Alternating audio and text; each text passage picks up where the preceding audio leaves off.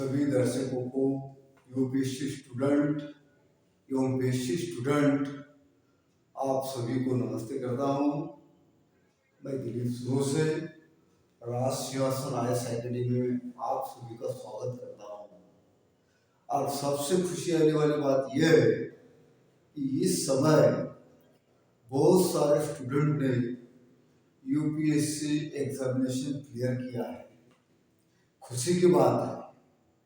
और जिन्होंने बहुत सारी मेहनत की, बहुत सारा परिश्रम किया, बहुत सारा नॉलेज उपलब्ध किया, उनकी यशस्विता उनके कार्यों के आधार पर। और इसी तरह से सभी जितने भी स्टूडेंट क्लियर हो चुके हैं उन सभी का मैं राज सिंहासन आईएएस एकेडमी की ओर से हार्दिक स्वागत करता हूँ और उन्हें बहुत सारी शुभकामनाएं पेश करता हूँ ताकि भविष्य में आप सरकार के साथ सामाजिक कल्याण, लोगों का कल्याण एवं विकास करते रहे और अपनी खुद की भी उन्नति करते रहे।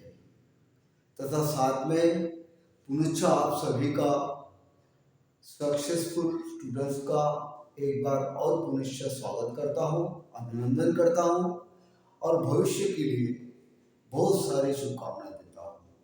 तथा उन बच्चों के लिए भी मैं दो अल्फाज कहना चाहूँगा कि जिन साथियों ने सीएसई एग्जामिनेशंस में किसी कारणवश परिपूर्णता सफलता पाने में समर्थता नहीं दर्शाई गई एवं सफल नहीं हो पाए, उन्हें मैं और एक बात कहूँगा कि आपने जितना भी प्रयास किया वो प्रयास सहीता से दिशा से था, कामयाबी की ओर ले जाने वाला था।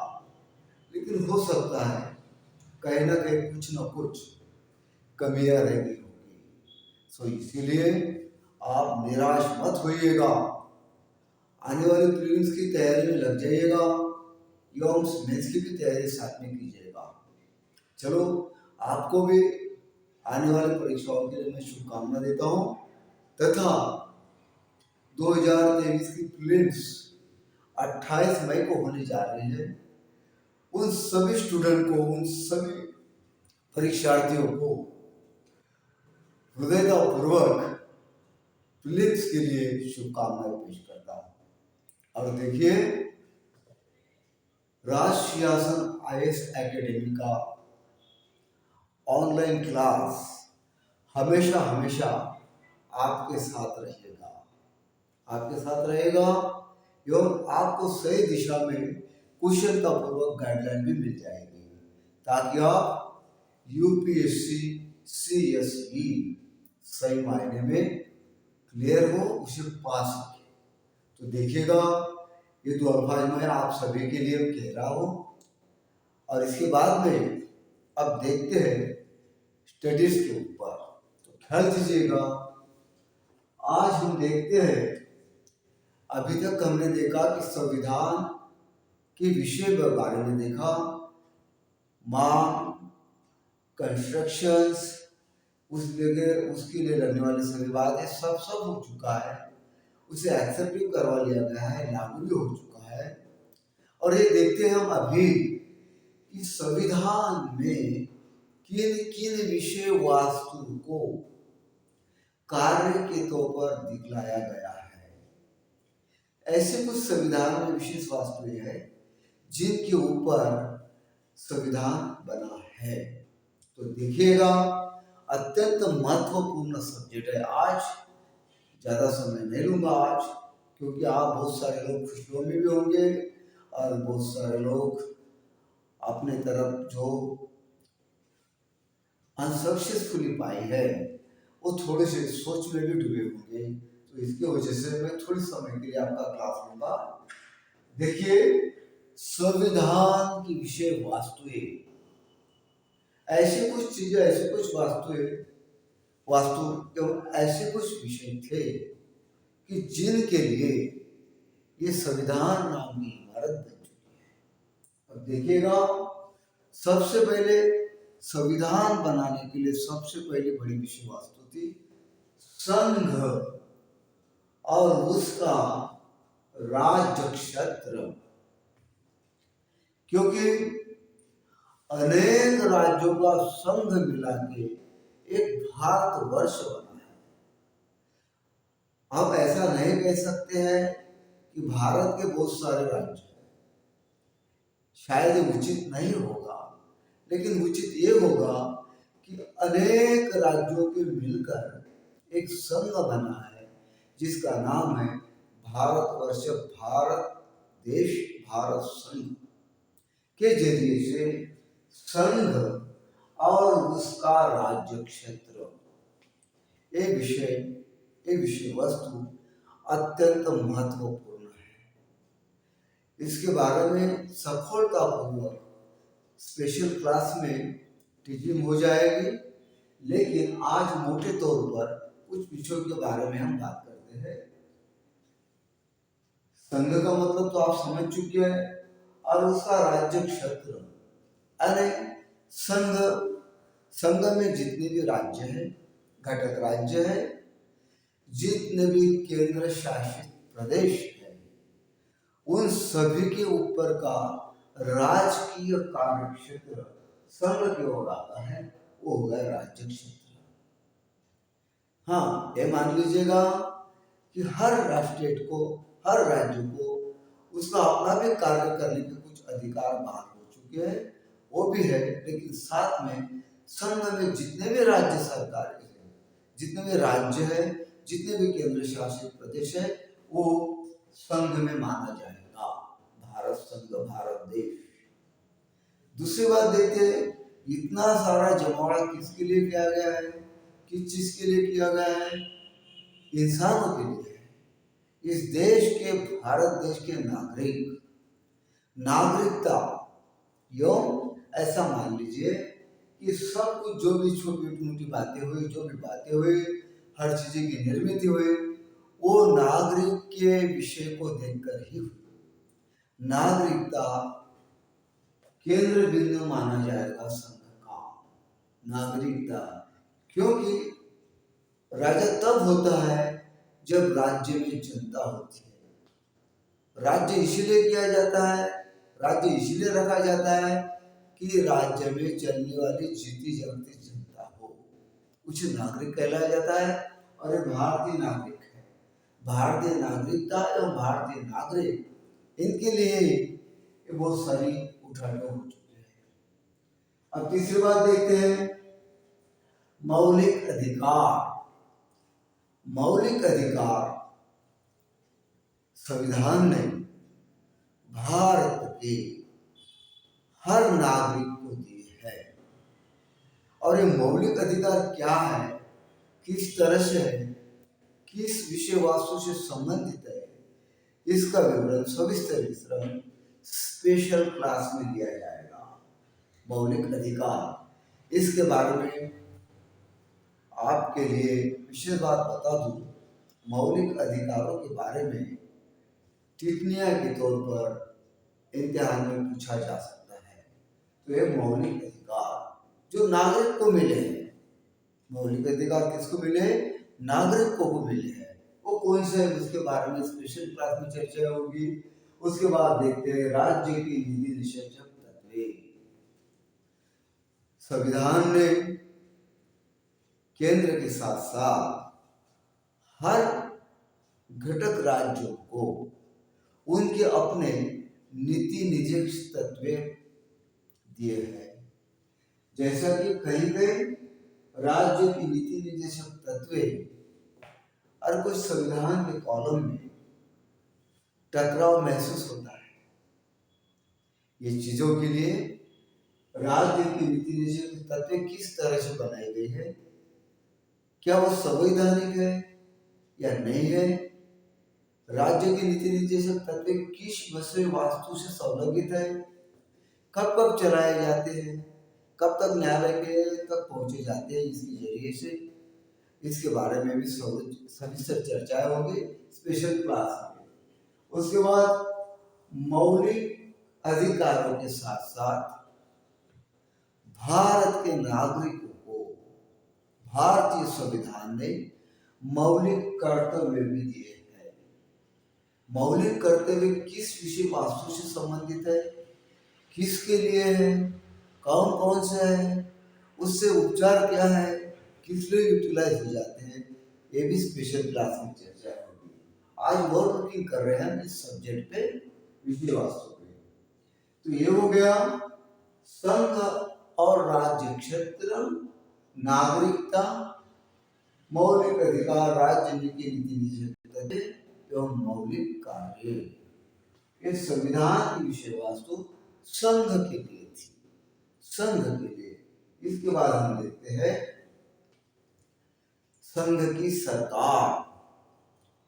ये महत्वपूर्ण सब्जेक्ट है, चैप्टर होगा, एक टॉपिक होगा संघ की सरकार। यदि भी इतना बड़ा संघ चलाना है, इतने सभी घटक राज्य, कहीं केंद्र शासित प्रदेश है, इन सभी को यदि चलाना है, इनमें नागरिकता भी शामिल हो जाएगी, तो इसके लिए सरकार की भी जरूरत होती है। आमतौर सरकार एक केंद्रीय संघ का सरकार केंद्रीय सरकार होगा, जो महत्वपूर्ण भारत संघ के लिए होगा। वास्तविक तौर पर कार्यकारी अधिकारी के तौर पर संघ की सरकार होती है, जिसका मुखिया वास्तविक कार्यकारी तौर पर भारत के प्रधानमंत्री होते हैं। उसके बाद उनके साथ में केंद्रीय मंत्रिमंडल होता है, केंद्रीय परिषद भी होती है। केंद्रीय मंत्रिमंडल एवं केंद्रीय परिषद ये भी विभिन्न प्रकार की दो बातें हैं, और इसके लिए विस्तृत चर्चाएं स्पेशल क्लास में की जाएगी। और केंद्रीय गवर्नमेंट बनाते समय एक बात ख्याल में रखिएगा, लोकसभा के वर्तमान स्थिति में रहने वाले सदस्यों की संख्या के मुताबिक केवल 15% होना चाहिए। 15% से ऊपर केंद्रीय मंत्रिमंडल एवं केंद्रीय मंत्रिपरिषद नहीं बन पाएगी। ये मुद्दा पॉइंट्स नोट कीजिएगा। तो संघ सरकार में देखिए, संघ सरकार किन किन विषय वस्तु से बनता है। तो जैसा कि संघ सरकार भारत देश भारत संघ का सरकार, उसे केंद्रीय सरकार बोला जाता है। केंद्र सरकार राष्ट्रपति जी, विधिमंडल, कार्यपालिका, न्यायपालिका एवं इसके साथ में एक बात और जोड़ना पड़ेगा, संसदीय सचिवालय। संसदीय सचिवालय, ये चारों स्थिति मिला के बनती है हमारी संघ सरकार। जो संघ सरकार संघ को भी चलाती है, उसके साथ साथ कुछ दिशाएं, कुछ गाइडलाइन स्टेट गवर्नमेंट को भी देती है। और संघ सरकार केंद्रीय सरकार द्वारा चलित यूनियन टेरिटरीज प्रदेश को भी चलाती है। ये और लुकिंग के लिए बात ख्याल में रखिएगा। तो बन गई संघ सरकार। इसके बाद में संघ सरकार का भी एक पार्ट होता है जिसे कहते हैं कार्यपालिका। कार्यपालिका और कार्यपालिका बोले तो वास्तविक तौर पर केंद्रीय मंत्रिमंडल। कार्यपालिका का मतलब होता है केंद्रीय मंत्रिमंडल, और केंद्रीय मंत्रिमंडल के मुखिया वास्तविक कार्यकारी प्राइम मिनिस्टर जी होते हैं, प्रधानमंत्री जी होते हैं। उनके तहत केंद्रीय कैबिनेट मंत्री, केंद्रीय कैबिनेट मंत्री, और उसके बाद केंद्रीय मंत्रिपरिषद। इसका मायना, इसका अर्थ अलग होता है। और केंद्रीय मंत्री को क्या बोलते हैं, कैबिनेट कहलाया जाता है। तो इसके बारे में भी विस्तृत चर्चा है, स्पेशल क्लास में एक एक टॉपिक की जाएगी। उसके बाद आता है राष्ट्रपति जो और उनकी विधायी शक्तियां। जैसा कि संघ सरकार में मैंने कहा था, कार्यपालिका हो गई, संसद हो गई। संसद द्विसदनीय है।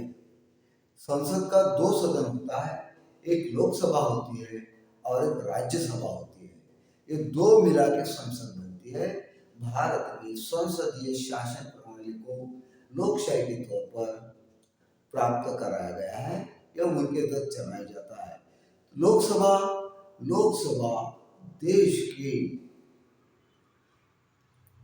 के नागरिकों के द्वारा प्रत्यक्ष तौर पर गुप्त मतदान पद्धति के जरिए जो चुना गया रिप्रेजेंटेटिव होता है, वही रिप्रेजेंटेटिव को हम एमपी कहते हैं, मेंबर ऑफ पार्लियामेंट एवं खासदार कहते हैं।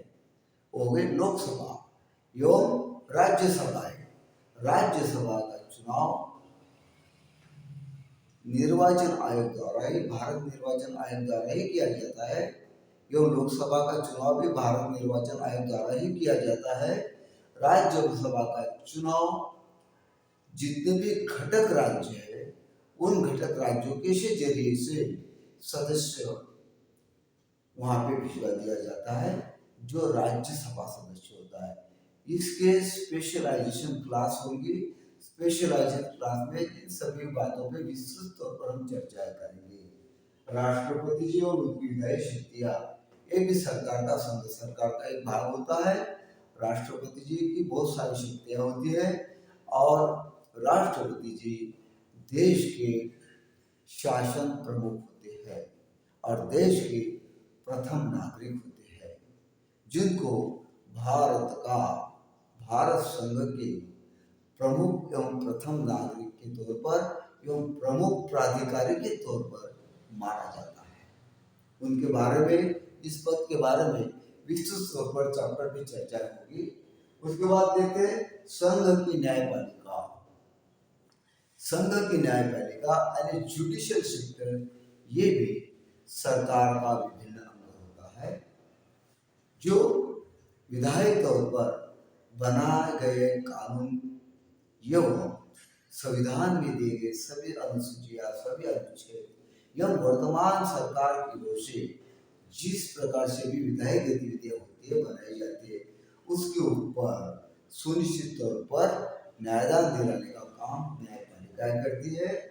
वो जुडिशियल सेक्टर, ये भी सेक्टर होता है।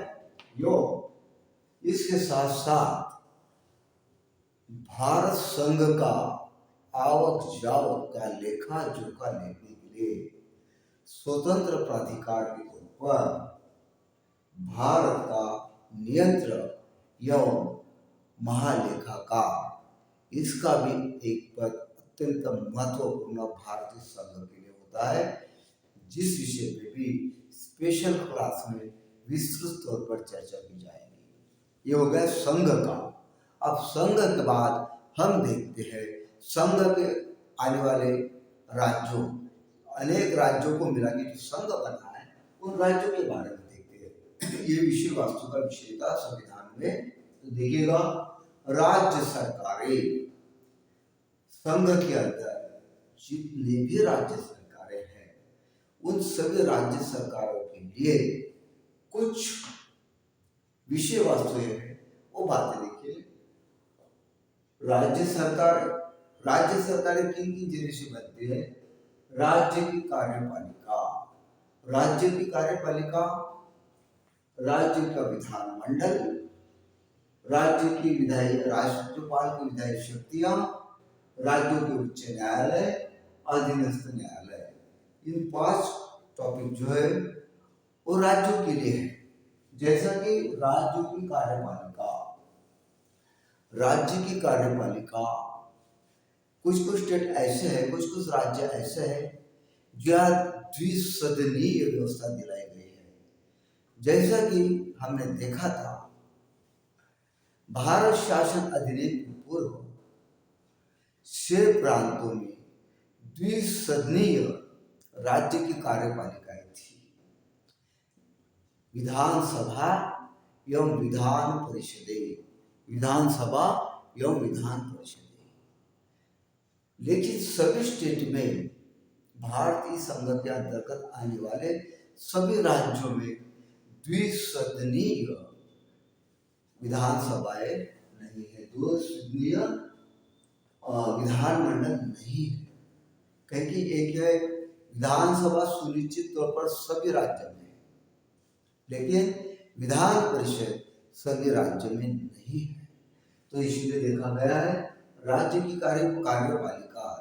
कार्यपालिका अपने स्टेट में विधानसभा के सार्वजनिक तौर पर लोगों के द्वारा प्रत्यक्ष रीत्या गुप्त मतदान पद्धति से स्टेट असेंबली में जो रिप्रेजेंटेटिव भेजे जाते हैं चुनवाकर, उसे एमएलए कहा जाता है या राज्य विधायक कहा जाता है, मेंबर ऑफ लेजिस्लेटिव काउंसिल, राज्य विधानसभा सदस्य के तौर पर माना जाता है। और जहाँ पे विधान परिषद है, विधान परिषद में जनता की ओर से प्रत्यक्ष तौर पर रिप्रेजेंटेटिव नहीं भेजा जाता, उसमें स्थानिक स्वराज्य के जरिए से, कुछ ग्रेजुएट काउंटेशन के जरिए से, कुछ 1/12 राज्यपाल के जरिए से, इस प्रकार से विधान परिषद की संरचना होती। इसके बारे में विस्तृत क्लास में हम देखेंगे, फिलहाल में इतना देखते हैं। और राज्यपाल की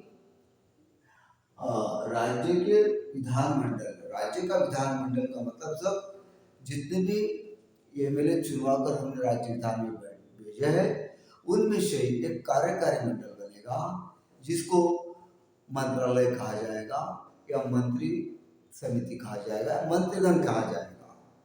मंत्री बन जाएंगे, उसके बाद में उन्हीं के जरिए से कामकाज चलेगा। वो है स्टेट। राज्यपालिका की विधायी शक्ति, राज्य के लिए राज्यपाल संविधान के तहत राष्ट्रपति जी की ओर से भिजवा जाते हैं, और वो स्टेट का पूरा कारोबार संभालने के लिए राज्यपाल ये उस स्टेट का प्रथम व्यक्ति एवं मुख्य व्यक्ति माना जाता है, जो आमतौर पर मंत्रिमंडल पे किस प्रकार से कार्य हुआ, राज्य सरकार किस तरह से चल रही, आमतौर पर जनता का शासन, जनता के लिए शासन किस तौर पर चल रहा, इसकी सभी बातों का राज्यपाल जी विश्लेषण करते हैं। समय पे माननीय मुख्यमंत्री जी को भी बुलाते हैं, विजिट भी होती है, लेखा जोखा भी होता है, हर चीजों के ऊपर ख्याल करने के लिए ये पोस्ट बनाई है राज्यपाल की विधायी शक्तियां। इसका विस्तृत तौर पर क्लास स्पेशल सब्जेक्ट में होगा। इसके बाद राज्यों के उच्च न्यायालय, जिस प्रकार से संघ के पास संघीय उच्च न्यायालय, संघीय सर्वोच्च न्यायालय एवं राज्यों के लिए उच्च न्यायालय दिलाया गया है, वो भी एक स्टेट का, एक राज्य का न्याय निर्धारण, न्याय निर्णेता देने का कामकाज करता है उच्चतम राज्यों का उच्च न्यायालय। उच्चतम न्यायालय सुप्रीम कोर्ट केंद्र का होता है, संघ का होता है। और अधीनस्थ न्यायालय, राज्यों के उच्च न्यायालय के अंतर्गत बहुत सारी स्थितियां, उनके अंतर्गत कुछ न्यायालय प्रक्रिया और कुछ न्यायालय संभालते हैं। तो इस प्रकार से आज के एपिसोड में हमने ये देखा कि संविधान की विषय वस्तु है, महत्वपूर्ण विषय वस्तु है। इसके अलावा बहुत सारे विषय वस्तु है, लेकिन महत्वपूर्ण वह विषय वस्तु के टॉपिक पे हमने आज थोड़ा इलस्ट्रेशन किया। और संघ, भारत का संघ, भारत संघ महत्वपूर्ण सब्जेक्ट जिसके तहत सभी आते हैं, और इसके लिए आप स्पेशल क्लास जरूर देखिएगा। हर टॉपिक पे आधा घंटे का स्पेशल क्लास होगा, जो आपके इम्तिहान में प्राप्तांक करने हेतु बहुत सारी मददगार होगा। तो देखिए स्टूडेंट, आप प्लीज 28 मई को है यानी संडे को है, आप उसके काम में लग जाइएगा। और इसके बाद में आप सभी को एक बार और हार्दिक शुभेच्छाएं देता हूँ, जो सक्सेस हो चुके हैं 2022 के पूरी इम्तिहान में यूपीएससी CSC, उन सभी का और एक बार राज सिंहासन आईएएस एकेडमी की ओर से हार्दिक स्वागत करता हूँ। और 2023 की जो पूर्व परीक्षाएं प्रीलिम्स है उनके सभी बच्चों के लिए मैं शुभकामनाएं पेश करता हूँ। और जो 2022 की सभी परीक्षाएं उत्तीर्ण करने में पूरी तरह का सक्षम नहीं हो चुके, उनके लिए भी भविष्य की कामयाबी के लिए, उनके भविष्य के कामयाबी के लिए शुभेच्छा व्यक्त करता हूँ। धन्यवाद। और मैं रिक्वेस्ट करता हूँ कि यदि आपको ये चैनल सही लग रहा होगा और आपके काम में आने हितकारी होगा तो कृपया कृपया स्वयं के स्वयं स्फूर्ति से इसे सब्सक्राइब जरूर कीजिएगा, सब्सक्राइब जरूर कीजिएगा। मैं आपसे रिक्वेस्ट करता हूँ ताकि ये चैनल चलता रहे, आप तक हम पूरी तरह से यूपीएससी, सीएसई एवं पीएससी प्रदेश लोक सेवा आयोग की भी एवं संघ लोक सेवा आयोग की भी जानकारी एवं स्टडी हेतु पूरा विवरण का पूर्वक हम पहुंचा सके। Thank you so much.